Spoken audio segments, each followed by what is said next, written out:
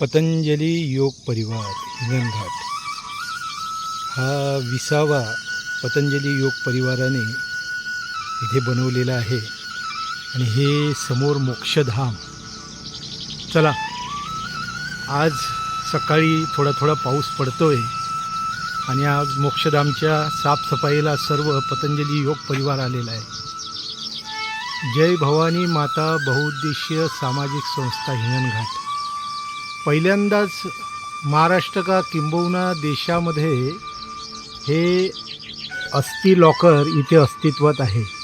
म्हणजे कुठेही बाहेर अस्थि ठेवल्या जात नाही, ते इथे लॉकरमध्ये ठेवल्या जातात.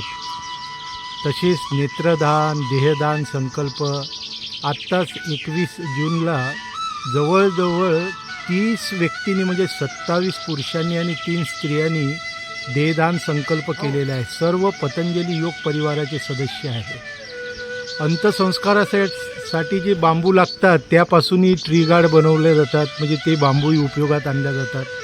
आणि जे कपडे वगैरे शिल्लक राहतात ते माणुसकीची भिंत जी नंदुरी चौकात आहे तिथं लावले. फारच सुंदर उपक्रम आहे हा सामाजिक जय भवानी माता बहुउद्देशीय सामाजिक संस्था हिंगणघाट यांचा. खरंच त्यांच्या कार्याला मनापासून मानाचा त्रिवार दंडवत. चला आज जाऊया.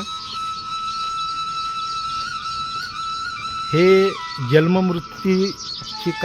जन्ममृत्यूची नोंद करणारे कार्यालय नगर परिषद हिंगणघाटतर्फे कार्यान्वित होते. तसेच ही पिण्याची पाणी आमचे स्वर्गीय सुशील खत्री स्मृतिप्रित्यर्थ जलसेवा मेसर तारावती इंडियन हिंगणघाट खत्री साहेबांनी हे दिलेलं आहे पाणी पिण्यासाठी. सुंदर बाथरूम, टॉयलेट आणि ऑफिस इथे लॉकरची व्यवस्था करण्यात आलेली आहे. इथे पतंजली ही सर्व पतंजलीची साफसफाईची खोली आहे.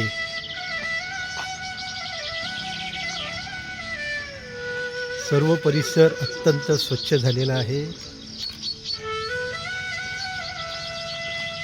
नगर परिषदेने लिहिलेले जे स्लोगन आहे त्यावर सर्वांचं लक्ष आकर्षित होते. इथे सुद्धा अस्थिकलशासाठी लॉकर शुभारंभ आणि याचा फायदा घेतला पाहिजे, सर्वांनी घेतला पाहिजे, सर्वांसाठी आहे.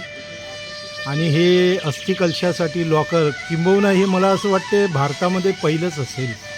हिंगणघाट उदाहरण आहे. फार सुंदर स्लोगन आहे. किती कौतुक करावं तेवढं कमी आहे. हे पतंजली योग परिवारातील सदस्य अथांग मेहनत घेतात, अथांग. हो खरंच. हां, आमची छोटी साधक हे पलक अनिलजी राजपांडे बघा. हां पलक ही सेवा करते. हे फार मोठी शंकराची मूर्ती या मोक्षधामामध्ये लावलेली आहे.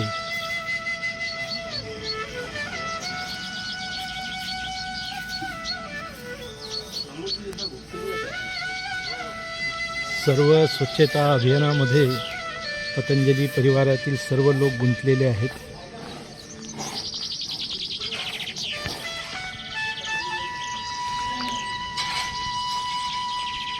ज्यांच्या सक्षम मार्गदर्शनामध्ये या मोक्षधाम स्वच्छता अभियानाचे कार्य चालते ते मान्य श्री वसंतराव पाल गुरुजी.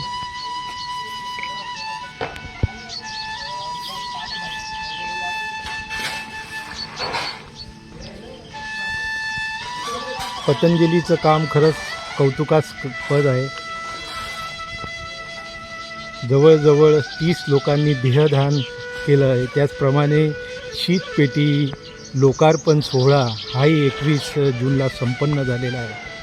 असा हा सहस्त्रलिंगाच्या काठी असलेलं मोक्षधाम.